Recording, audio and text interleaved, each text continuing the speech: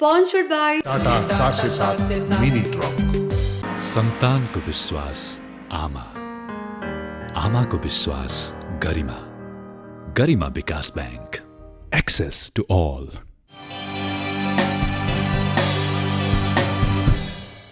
दर्शकवृन्द नमस्कार।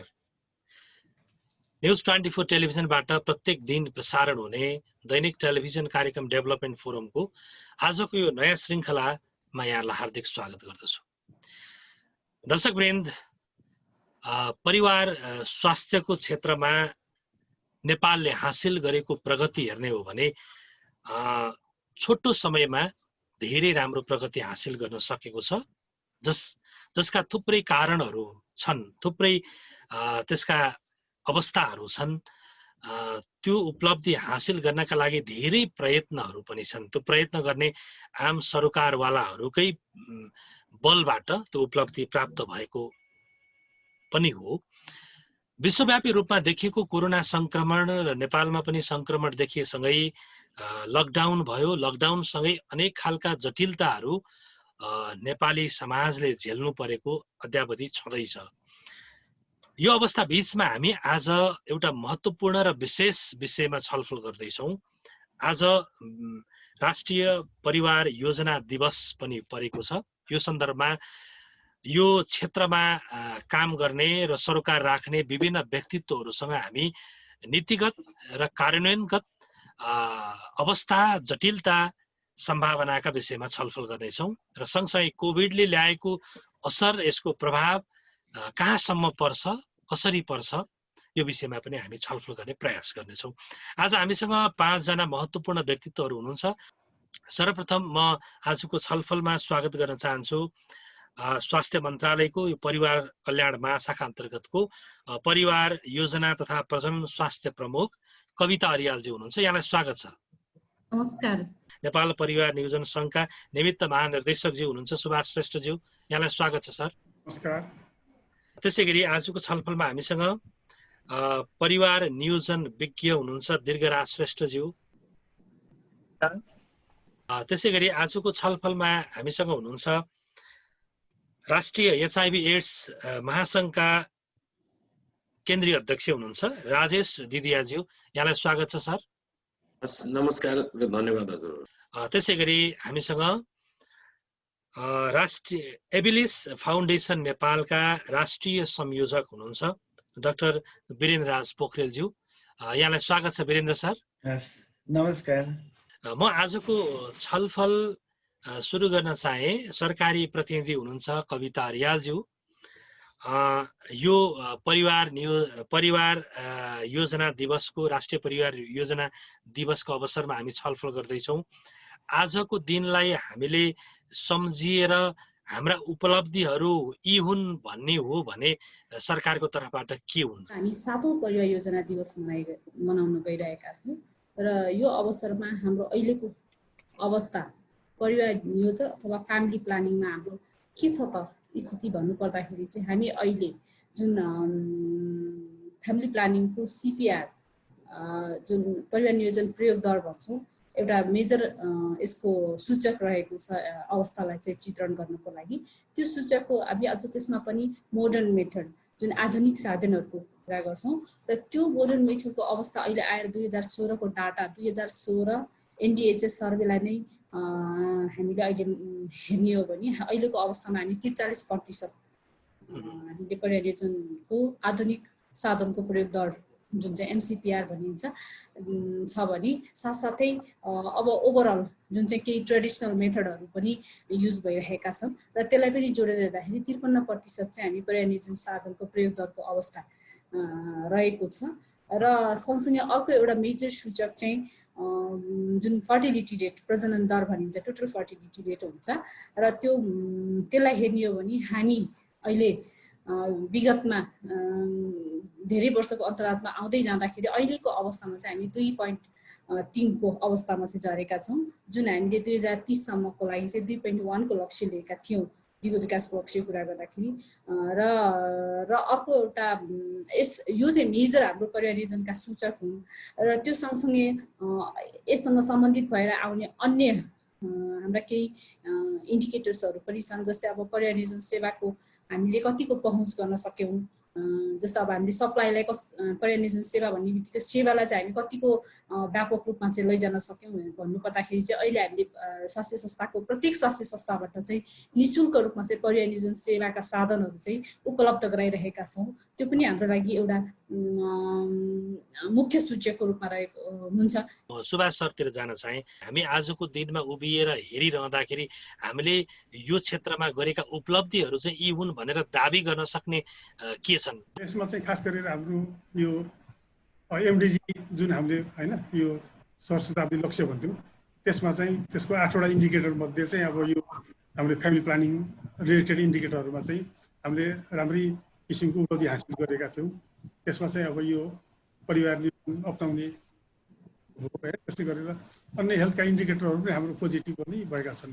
र यसमा चाहिँ खास गरेर अब सिआइबी पनि भन्छौँ होइन, कपल इयर प्रोटेक्सन, त्यसको इन्डिकेटर पनि हाम्रो राम्रै देखिया छ। लगायत अब यो एचआइभीको जुन हाम्रो यो इन्फेक्सनहरूमा चाहिँ हामी एकदम व्यापक कमी आएका छ होइन, यस्ता कुराहरू। त्यसले गर्दाखेरि यो एमडिजीको लक्ष्यहरूमा चाहिँ हामी धेरै नजिक भएको छौँ र त्यसमा चाहिँ एमडिजी अब केही अवार्ड पनि नेपालले हासिल गरेका छन् वास्तवमा। र अब हामी एसडिजीतिर छौँ होइन, त्यसमा पनि अब हामीले अगाडि बढिरहेको थियौँ। तर अब यो कोभिड-19 को सिचुएसनले गर्दाखेरि अलिकति हामीलाई चाहिँ अब ब्याकफायर हुने अवस्था चाहिँ आएको जस्तो लाग्छ। दुईजना सेवा प्रदायकहरूको कुरा सुन्दाखेरि दिव्य सर, उहाँहरूले पुर्याइरहनुको सेवा र उहाँहरूले भनिरहेको उपलब्धिमा हामी कतिको सन्तुष्टि हुन सक्छौँ? उहाँहरूले जुन भन्नुभएको छ त्यो चाहिँ हाम्रो राष्ट्रिय रूपमा गरेको विभिन्न सर्वेक्षणहरूको नतिजा अनुसारै भन्नुभएको छ। र त्यसैले गर्दाखेरि म यसमा उहाँहरूको जुन भन्नुभएको छ त्यसमा म चाहिँ अब साक्षी बस्न चाहन्छु भन्नाले यो चाहिँ ठिक हो। यसमा चाहिँ हामीले धेरै प्रगति गर्न सकेका छौँ।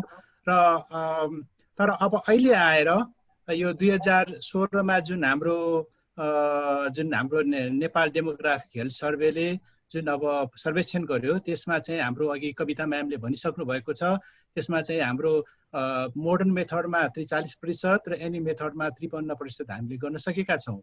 र तर अलिकति हामीलाई अलिकति च्यालेन्ज चाहिँ के छ भन्दाखेरि यो प्रगति 1976मा 3% थियो, हामीले 2006मा आएर 43% ल्याउन सक्यौँ। तर अब यो गत 9-10 वर्षको अवधिमा विभिन्न कारणले गर्दाखेरि, जस्तै इमिग्रेसनको कारणले अथवा विभिन्न कारणले गर्दाखेरि चाहिँ अलिकति हाम्रो यो प्रयोग दर चाहिँ अहिले स्ट्याग्नेटेड अथवा स्थिर भइरहेको छ। त्यसैले यो हामी सबै सङ्घ संस्थाहरू मिलेर यसलाई अझ प्रगतिमा कसरी गर्न सकिन्छ भनेर अब परिवार नियोजन सङ्घ, हाम्रो चाहिँ परिवार कल्याण महाशाखा, हामी अरू सङ्घ संस्थाहरू यसलाई सुदृढीकरण गर्न कसरी सकिन्छ भनेर हामी प्रयासरत छौँ।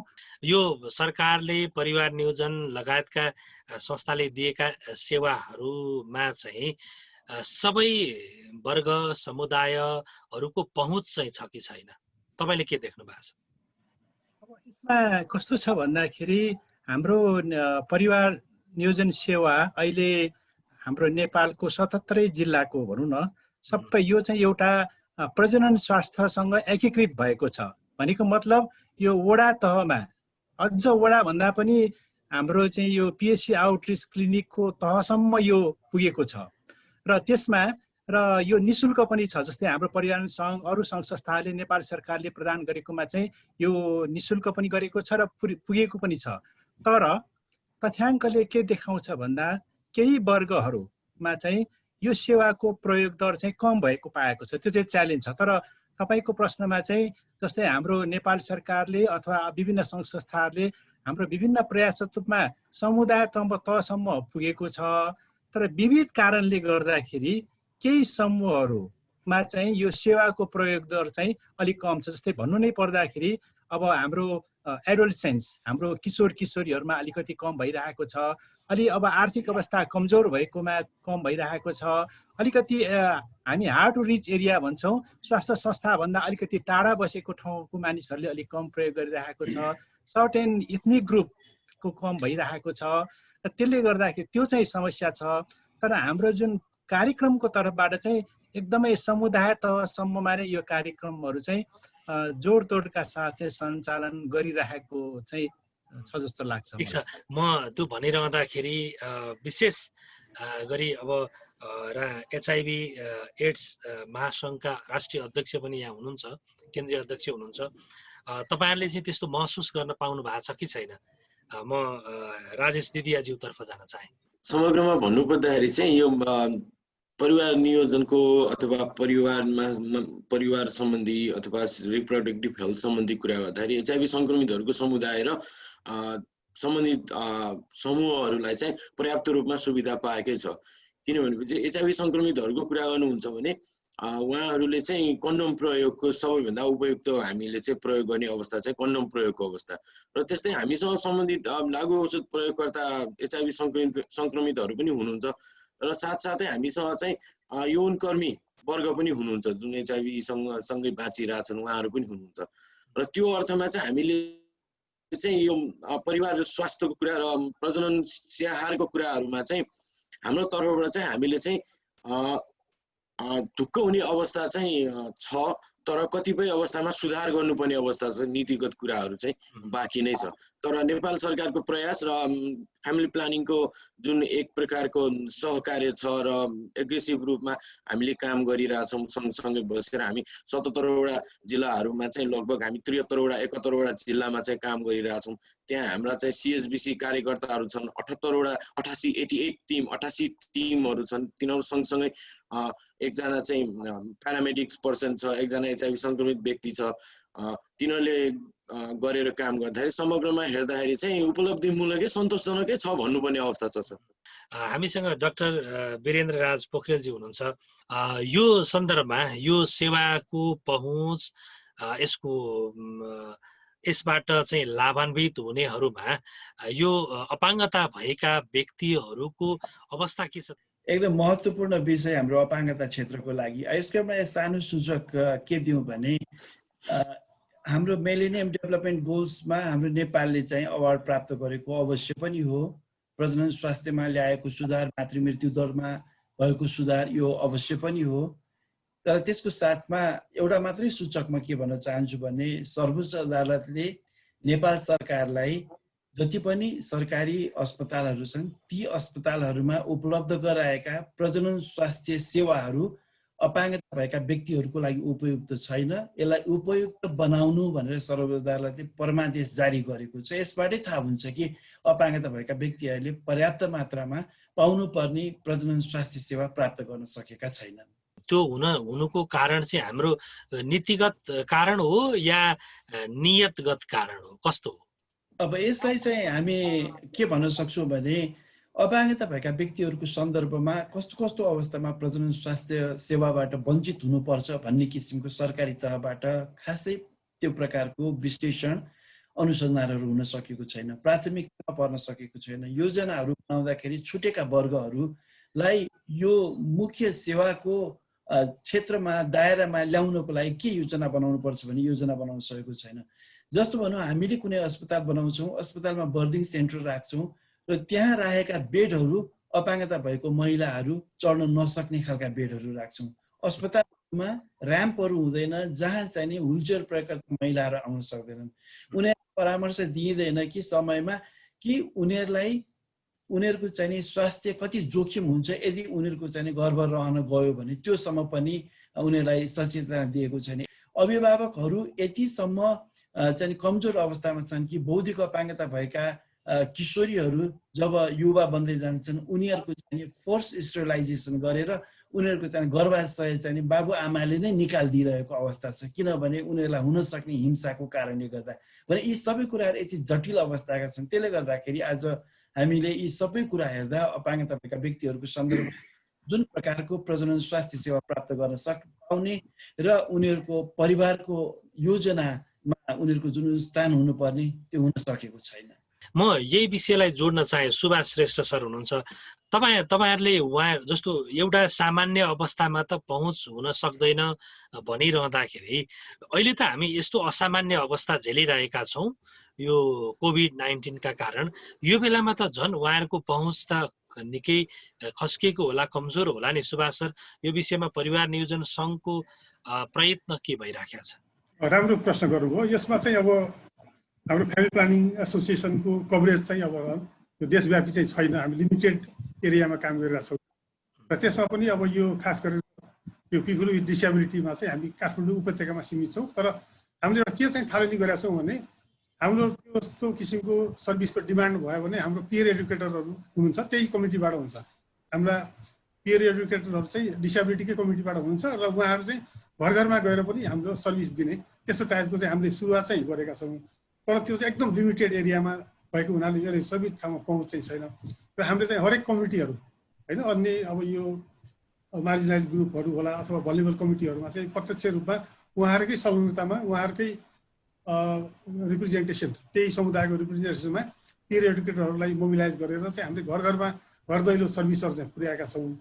तर यो चाहिँ समग्रमा चाहिँ अब हाम्रो चाहिँ फ्यामिली प्लानिङ एसोसिएसनको पनि आफ्नो स्रोत साधनको कारणले गर्दाखेरि हामी वाइडर रूपमा चाहिँ जान सकेका छैनौँ। यो स्रोत साधनको विषय यहाँले उठाइहाल्नुभयो। स्रोत साधन परिवार नियोजनसँगको सीमितता छ भने तपाईँहरूको सरकारी निकायसँगको तपाईँको समन्वय, सहजीकरण, सहकार्य हुन सक्छ होला नि सर। त्यसमा चाहिँ कसरी भूमिका खेलिरहेको छ परिवार नियोजनले? हामी त अब सहकार्यमै काम गर्छौँ र स्वास्थ्य मन्त्रालय होइन, विशेष गरेर स्वास्थ्य सेवा विभाग अझ परिवार कल्याण महाशाखाकै हामी त्यहाँ पनि विभिन्न हाम्रो सब कमिटीहरू छन्। त्यस्तोमा हामी चाहिँ एकदम प्रत्यक्ष रूपमै हामी त्यहाँ काम गरिरहेका हुन्छौँ होइन। तर चाहिँ हामीले आफ्नो भएको स्रोत साधनमा चाहिँ एउटा यो हाम्रो एकदम इकोनोमिकल वेमा हामीले आफ्नो प्रोग्रामहरू चाहिँ सस्तोमा र क्वालिटी सर्भिस दिने कुरामा हामी जान्छौँ। राजेश दिदिया सर हुनुहुन्छ, यहाँतिर म जान चाहेँ। यो परिवार नियोजनको अथवा परिवार कल्याणको यो सेवा यसका लागि चाहिँ यो कोभिड-19 का यो अवस्थामा जटिलता त सबैलाई छ। तपाईहरुलाई झन् यसको जटिलता महसुस कतै गर्नु पर्ने अवस्था छ दिदिया सर? कोभिडको कुरा गर्दाखेरि हेर्नुस्, अब शरीरको प्रतिरोधात्मक क्षमता भएका समूहहरूलाई अवश्य पनि अलिकति असर त पर्छ। तर यदि समयमै नियमित रूपमा औषधि सेवन गरिएको छ, उसले सही समयले सही तरिकाले चाहिँ सही प्रक्रियामा चाहिँ गएको छ भने चाहिँ कोही पनि संक्रमित व्यक्तिहरू चाहिँ त्यो ठुलो रिस्कमा चाहिँ छैन। तिनीहरू पनि साधारण जस्तै हुन्, किनभने भनेपछि क्षमता त्यही अनुसार काम गरिसकेको हुन्छ र त्यसले गर्दाखेरि चाहिँ हामीले यो कुरालाई पनि विचार गर्न र मनन योग्य कुरा चाहिँ हुन आउँछ। जस्तो यो एचआईभी संक्रमितहरूका लागि भनेर सरकारले यो बीचमा कुनै छुट्टै व्यवस्था गरिदिएको छ त्यसको सेवा प्राप्त गर्ने, अथवा परिवार नियोजन सङ्घ नेपाल सरकारका कुनै त्यस्तो संयन्त्र बनेको छ तपाईहरुको संलग्नतामा? ओके, म एकदम उपयुक्त प्रश्न, धन्यवाद त्यसको लागि हजुरलाई। ओके, यसमा चाहिँ यो कोभिडको दौरानमा चाहिँ एनसीएसी विशेष रूपमा राष्ट्रिय एड्स तथा यौन रोग नियन्त्रण केन्द्रले चाहिँ बृहत रूपमा प्रयास गरेर हामीसँग प्रत्येक पाइलामा चाहिँ सहकार्य समन्वय गरेर चाहिँ कार्य गरेको छ। उदाहरणको लागि त्यसमा नयाँ औषधि हामीले डेल्टोग्राभिर भन्ने चाहिँ लन्च गर्यौँ, नेपाल सरकारले लन्च गर्यो। तपाईको कार्यक्रममा पनि मैले एउटा चाहिँ क्लिप देखाएको थिएँ। अनि त्यसपछि आएर त्यो गर्दाखेरि चाहिँ हामीले चाहिँ प्रत्येक महिना मिटिङ, अनि त्यसपछि चाहिँ क्रियाकलापहरूमा संलग्न भयो। हाम्रो प्रादेशिक संरचनाका सबै व्यक्तिहरू त्यसमा संलग्न भए। हामीले चाहिँ भर्चुअल कन्सल्टेसन पनि गऱ्यौँ, डाक्टरहरू चिकित्सकहरूसँग पनि कुरा गऱ्यौँ। त्यसमा चाहिँ परिवार महाशाखा सँग पनि समन्वय गऱ्यौँ। नेपाल सरकार यावत सबै अङ्गहरूसँग समन्वय गऱ्यौँ र त्यसको लागि चाहिँ राष्ट्रिय एचआईभी एड्स महासङ्घ केन्द्रबिन्दुमा बसेर काम गऱ्यौँ। र त्यो अर्थमा चाहिँ कोभिड रेस्पोन्सको लागि चाहिँ धेरै हामीले चाहिँ नेपाल सरकारबाट सम्बोधन भएको पायौँ। तथापि राष्ट्रिय एड्स तथा यौन रोग नियन्त्रण केन्द्रको चाहिँ अलिकति चाहिँ जुन नियुक्ति र सरुवा नियुक्ति फेरि पुनर्नियुक्तिको क्रममा चाहिँ समस्या चाहिँ देखियो। तर एउटा चाहिँ खुसीको कुरा अथवा चाहिँ हामीले चाहिँ कृतज्ञता ज्ञापन गर्नुपर्ने कुरा, सबै निर्देशकहरू आउनुभयो, उहाँहरूले हामीलाई सहयोग नै गर्नुभयो। अहिले पनि नयाँ आउनु भएको छ, उहाँले पनि एकदम सहयोग गर्नुभएको छ। र एचआईभी संक्रमितहरूको उपचार, एचआईभी संक्रमितहरूको जीवन रक्षा र एचआईभी संक्रमणसँग सम्बन्धित कार्यको लागि चाहिँ एनसीएसले चाहिँ ठुलो पहल गरेको। पक्कै पनि सर, दिदिया सर, उहाँहरू आउनु भएको तपाईहरुलाई सहयोग गर्नकै लागि हो। त्यो नगरिकन त कसरी बस्न सक्नु होला र होइन? अनि तर अब यो जिम्मेवारी चाहिँ त्यही हो। पहिलोपल्ट होला हामीलाई चाहिँ WHO लगायत विभिन्न सङ्घ संस्थाहरूको अनुरोधमा अथवा NCSC को रेकमेन्डेसनमा हामीलाई चाहिँ यो CCMC मा चाहिँ गेस्टको रूपमा चाहिँ एभ्री मिटिङमा यो CCMC को मिटिङमै बोलाएर पनि नेपालको अपडेट दिने कामहरू र केही बोल्ने भन्ने हाम्रो समस्याहरू चाहिँ सुनवाई हुने ठाउँको लागि चाहिँ ठाउँ दियो यसपालि चाहिँ। त्यो भएको हुनाले राष्ट्रिय HIV एड्स महासङ्घ CCMC मा पनि एउटा चाहिँ आमन्त्रितको रूपमा चाहिँ गेस्टको रूपमा चाहिँ एभ्री मिटिङमा चाहिँ हुन्छ सर। एकदम खुसी लाग्यो। त्यति भएपछि त समस्या चाहिँ झेल्नु परेन। माथि CCMC देखि तल्लो तहसम्म तपाईँहरूले काम गरिरहनु भएको छ भनेको HIV सङ्क्रमितहरूले यो बिचमा जटिलता झेल्नु परेन भन्ने हामी विश्वास लिन सक्छौँ तपाईँको भनाइ अनुसार।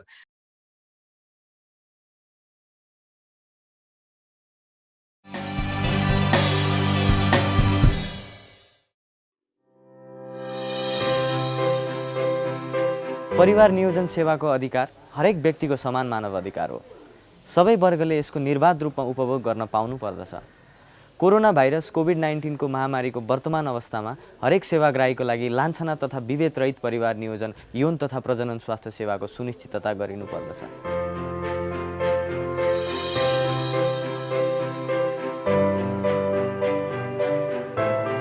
गुणस्तरीय परिवार नियोजन सेवाको पहुँचले व्यक्तिको स्वास्थ्यमा मात्र नभई सामाजिक तथा आजीविकाका क्षेत्रमा समेत सकारात्मक प्रभाव पारेको पाइन्छ।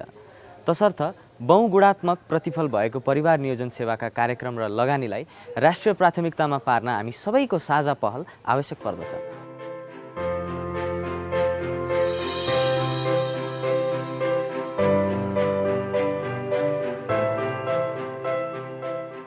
यसै उद्देश्यले नेपाल परिवार नियोजन सङ्घले सेवाको पहुँचबाट वञ्चित सीमान्तकृत समुदाय, यौन तथा लैङ्गिक अल्पसङ्ख्यक, महिला यौनकर्मी, HIV सङ्क्रमित तथा अपाङ्गता भएका व्यक्तिहरूका लागि निःशुल्क सेवा उपलब्ध गराउँदै आइरहेको छ। साथै सङ्घले हालको अवस्थामा कुनै पनि सेवाग्राही यौन तथा प्रजनन स्वास्थ्य सेवाबाट वञ्चित हुन नपरोस् भन्ने उद्देश्यले निःशुल्क हेल्पलाइन नम्बर 166001 45 000 सञ्चालन गरिरहेको छ। फेरि एकचोटि 166001 45 000 सञ्चालन गरिरहेको छ।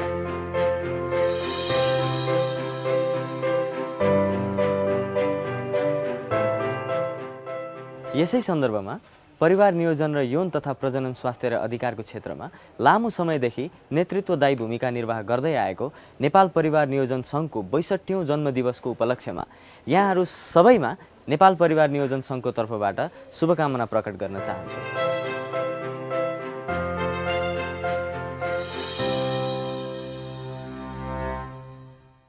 म परिवार नियोजन सङ्घमा चाहिँ एज अ चाहिँ हेल्पलाइन सर्भिस प्रोभाइडरको रूपमा एज अ काउन्सिलरको रूपमा चाहिँ कार्यरत छु। अहिले चाहिँ परिवार नियोजन सङ्घमा चाहिँ हेल्पलाइन सेवा पनि सुचारू छ। यो चाहिँ पहिलेदेखि नै थियो, तर यो कोभिड-19ले गर्दाखेरि अझ चाहिँ बिहान 7 देखि बेलुका 7 बजेसम्मको लागि चाहिँ हामीहरू चाहिँ प्रत्येक दिन चाहिँ हामीहरू चाहिँ यहाँ सेवाको लागि चाहिँ बसिरहेको छौँ। तपाईँहरूको समस्यालाई चाहिँ कसरी समाधान गर्ने भन्ने कुराहरूमा चाहिँ हामीले चाहिँ सहयोगको लागि बसेको हो। त्यसकारणले गर्दाखेरि अब परिवार नियोजन सङ्घको हेल्पलाइन नम्बरमा चाहिँ अब हेल्पलाइन टेलिफोन हो। यो चाहिँ 77 जिल्ला नेपालभरिबाट चाहिँ फोन गरेर स्वास्थ्य सम्बन्धी जुनसुकै जिज्ञासाहरू पनि सोध्न सक्नुहुन्छ।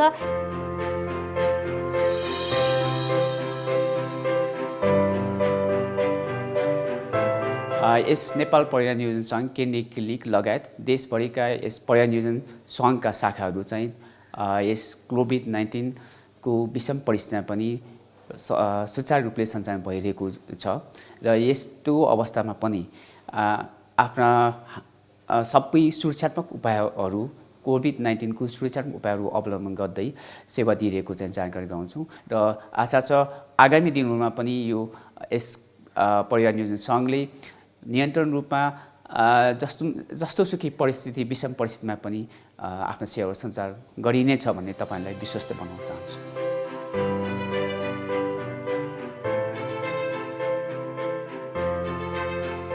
यस क्षेत्रपाटी परिवार कल्याण केन्द्र नेपाल सरकारको स्वास्थ्य मन्त्रालय अन्तर्गतको स्वास्थ्य संस्था हो। यस स्वास्थ्य संस्था विगत 25 वर्षदेखि यहाँ मातृ तथा परिवार नियोजन सम्बन्धी प्रजनन स्वास्थ्य अन्तर्गतका परिवार नियोजनको सेवाहरू स्थायी अस्थायी साथसाथै सुरक्षित गर्भपतन सेवा, गर्भवती जाँच र पाठेघरको मुखको क्यान्सरको स्क्रिनिङ साथसाथै 5 वर्ष मुनिका बालबच्चाहरूको खोप सेवाहरू निःशुल्क उपलब्ध दिँदै आइरहेको छ। हाल कोभिड-19 को महामारीको बावजुद या लकडाउनमा पनि यस स्वास्थ्य मन्त्रालयले उपलब्ध गराएको कोभिड-19 सुरक्षा मापदण्ड निर्देशिका अनुसारको सुरक्षा विधिहरू अपनाएर सामाजिक दूरी कायम गरी यस यहाँका स्वास्थ्य कर्मीहरूले चाहिँ हामी सबै मिलेर यो सेवा दिँदै आइरहेका छौँ, जसलाई यो परिवार नियोजनको स्थायी अथवा अस्थायी साधनहरू अपनाउनको लागि चाहना राख्नु भएको छ भने यस स्वास्थ्य क्षेत्रपाटी परिवार केन्द्रमा आएर उक्त सेवाहरू निःशुल्क लिन सक्नुहुन्छ। सो आउनुहोला भन्ने अनुरोध गर्दैछु। र साथसाथै यस विषम परिस्थिति कोभिड-19 को विषम परिस्थितिमा पनि खटेर काम गर्नुभएका हाम्रो यस कार्यालयका सबैजना कर्मचारीहरूलाई चाहिँ म आभार व्यक्त गर्न चाहन्छु। 7औं राष्ट्रिय परिवार योजना दिवस 2077 कोभिड-19 को अवस्था गुणस्तरीय परिवार योजना सेवा निरन्तरताको मूल नारासहित असोज 2 गते परिवार योजना दिवस मनाउन गइरहेको हुनाले यहाँ सबैलाई यसको शुभकामना दिन चाहन्छु। नमस्कार।